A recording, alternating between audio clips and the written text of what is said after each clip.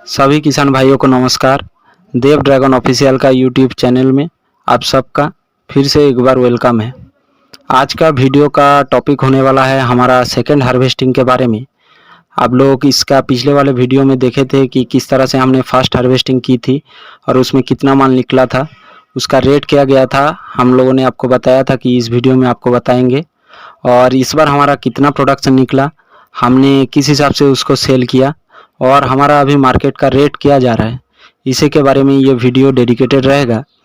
तो वीडियो शुरू करने से पहले आप सबसे एक रिक्वेस्ट है, अगर हमारा द्वारा बनाए गए वीडियो आपको अच्छा लगता है तो चैनल को सब्सक्राइब करके बेल नोटिफिकेशन को ऑल पे सेट कर दीजिए। तो चलिए शुरू करते हैं एक छोटी सी इंट्रो के बाद।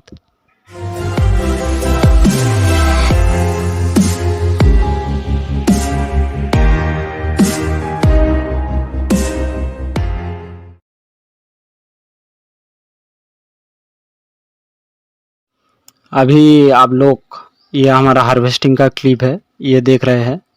पिछली बार भी हम लोगों ने आपको दिखाया था किस हिसाब से हम लोग हार्वेस्टिंग करते हैं। हार्वेस्टिंग करने के लिए हम लोग कटर का यूज करते हैं। इसको चाकू या फिर अन्य किसी चीज़ से काटना ठीक नहीं होता है, क्योंकि इसमें दिक्कत आती है। फ्रूट एक काट में इसमें अच्छी तरीके से नहीं निकलता है और फ्रूट डैमेज होने का भी चांस रहता है। तो इसीलिए हम कोशिश यही करते हैं कि इसको कटर की मदद से एक काट में निकाला जाए, इससे आपका फ्रूट डैमेज भी नहीं होता है।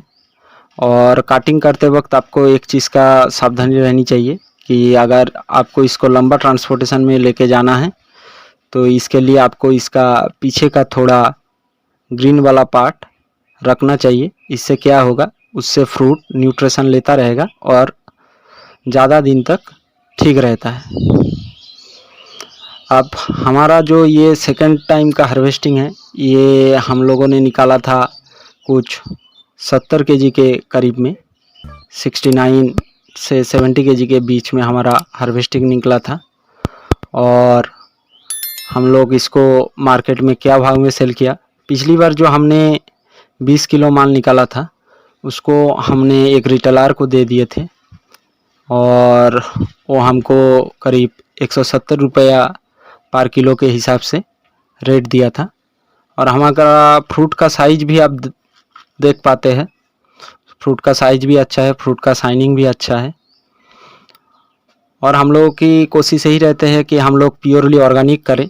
ऑर्गेनिक करने का फ़ायदा ये रहता है, एक तो ये आपका ऑर्गेनिक खाद जो है लंबे टाइम तक असर दिखाते हैं और रासायनिक में बिल्कुल इसका विपरीत होता है, जिससे आप एक बार दिए और उसके बाद आपका ये 10 से 15 दिन में उसका जो भी रिज़ल्ट है वो ख़त्म हो जाता है, आपको फिर से एक बार देना पड़ता है। अभी जो सिचुएशन है हमारा ये ऐसा है क्योंकि अभी बहुत ज़्यादा हीट वेव भी चल रहा है, बाहर गर्मी का टेम्परेचर 43-45 हो रहा है। तो इसमें अभी प्लांट में फ्रूट भी लगा हुआ है, नया फ्लावर भी आए हुए हैं। तो इस हिसाब से हमारा जो है प्लांट के ऊपर बहुत ज़्यादा स्ट्रेस पड़ रहा है। अभी का जो सिचुएशन है वो प्लांट के लिए एकदम क्रिटिकल है, क्योंकि प्लांट को जो है चारों तरफ से स्ट्रेस मिल रहा है, इसलिए हमारा कुछ पत्ता येलो कलर का भी हो गया है। और प्लांट में ज़्यादा स्ट्रेस पड़ने की वजह से प्लांट में नया बर्ड्स भी कम आ रहा है। और अभी बारिश का सीज़न चालू भी नहीं हुआ है, तो इसके चलते हमारा प्लांट के ऊपर बहुत ही ज़्यादा प्रेशर है। हम लोग यही कोशिश कर रहे हैं कि जो भी फ्रूट्स हमारा पक जा रहा है तो उसको निकाल लिया जाए और उसको मार्केट में दे दिया जाए, ताकि प्लांट के ऊपर से स्ट्रेस थोड़ा कम हो। अभी हम लोग बात करते हैं थोड़ा अपने मार्केटिंग स्ट्रेटजी के ऊपर, क्योंकि फ्रूट्स आपने उगा लिया लेकिन इसको बेचना भी पड़ता है। तो हमने जो अपना पहली वाला हार्वेस्टिंग किए थे वो तो हमने दे दिया था, लेकिन अभी सेकंड वाला में प्रोडक्शन थोड़ा ज़्यादा आ गया, कम से कम 70 किलो। तो उस हिसाब से हमने इसका मार्केटिंग करना चालू किया। सबसे पहले तो हमारा जो 3 कैरेट थे वो फुल्ली फिलअप हो चुके थे और ये तीनों कैरेट में ये फल आ गए थे 70 किलो के करीब। हमारा एवरेज एक फ्रूट का साइज़ 300 ग्राम के ऊपर ही निकल रहा था, कुछ कुछ तो 400 के ऊपर भी जा रहा था। इसके बाद हमने क्या किया, इसके बाद हमने उसको पैकिंग करना चालू किया। जैसे कि हमारा एक दुकानदार 25 किलो ले रहा था, कोई दुकानदार 10 किलो करके ले रहा था।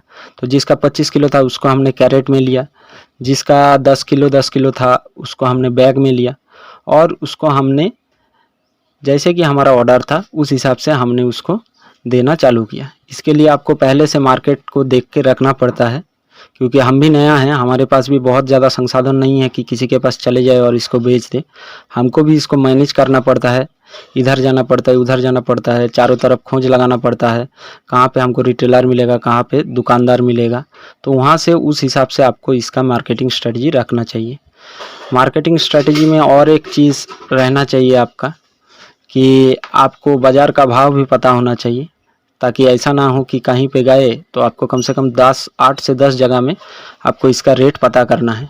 और ज़्यादा से ज़्यादा आप कोशिश कीजिए कि इसको डायरेक्ट फ्रूट शॉप में देने की। हालांकि बहुत ज़्यादा प्रोडक्शन हो जाने के कारण कभी ये पॉसिबल भी नहीं हो पाता है, लेकिन फिर भी आपको कोशिश यही रखना है कि जितना रेट में हो सके आपका ये माल निकल जाए। ये अभी हमारा हार्वेस्टिंग के बाद आप सिचुएशन देख पा रहे हैं, और भी बहुत सारा फ्रूट्स हमारा लगे हुए हैं।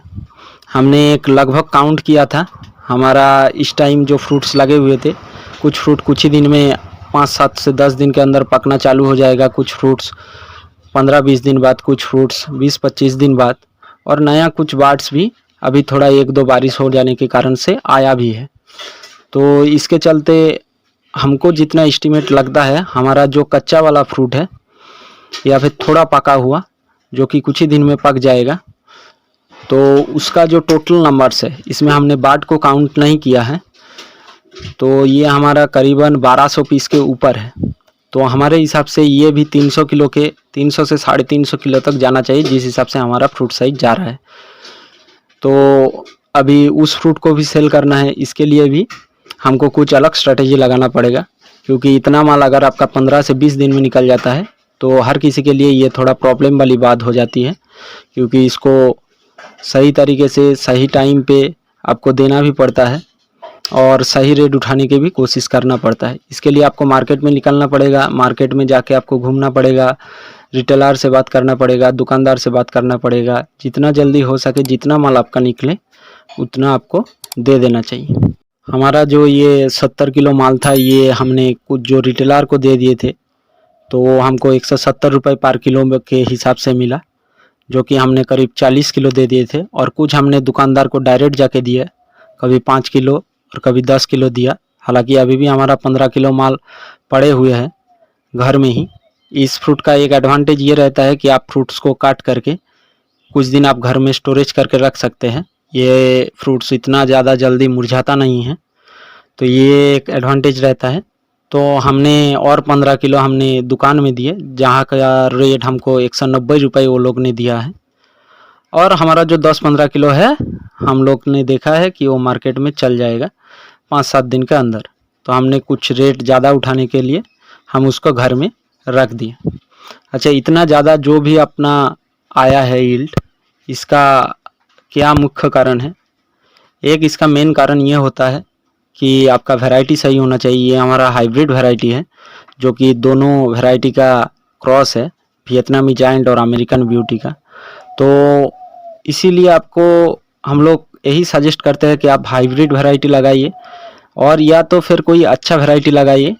जहाँ पे भी आप लगाइए उसका फ्रूट का साइज, एवरेज यील्ड, ये सब देख के लगाइए। इसमें क्या होगा कि आपका मेहनत थोड़ा कम करना पड़ेगा, फिर भी आपका यील्ड उतना निकल जाता है। हम भी उतना ज़्यादा मेहनत नहीं कर पाते हैं, क्योंकि हम प्राइवेट ट्यूशन भी पढ़ाते हैं, कुछ हमारा दूसरे काम भी रहता है घर का। तो ये सब काम करने के बाद आप देख भी पा रहे होंगे कि हमारा फील्ड पे खरपतवार बहुत ज़्यादा हो गया। इसके लिए हम जो भी हार्वेसाइड होता है उसका यूज़ करेंगे। हम लोग भी अभी नई नई मार्केटिंग कुछ और स्ट्रैटेजी सीख रहे हैं। जैसे ही इसके बारे में हमको और नॉलेज होता है तो वो भी हम आपको शेयर करके बताएंगे। तो यही था आज का वीडियो में। हम लोग इस चैनल पे मेनली ड्रैगन फ्रूट के रिलेटेड ही प्रॉब्लम और सॉल्यूशन बताते हैं। तो आपसे रिक्वेस्ट है कि अगर आप लोगों का हमारे द्वारा बनाया गया वीडियो अच्छा लगता है तो चैनल को सब्सक्राइब करके बेल नोटिफिकेशन को ऑल पे सेट कर दीजिए, ताकि हमारा आने वाला कोई भी वीडियो आप मिस ना करें।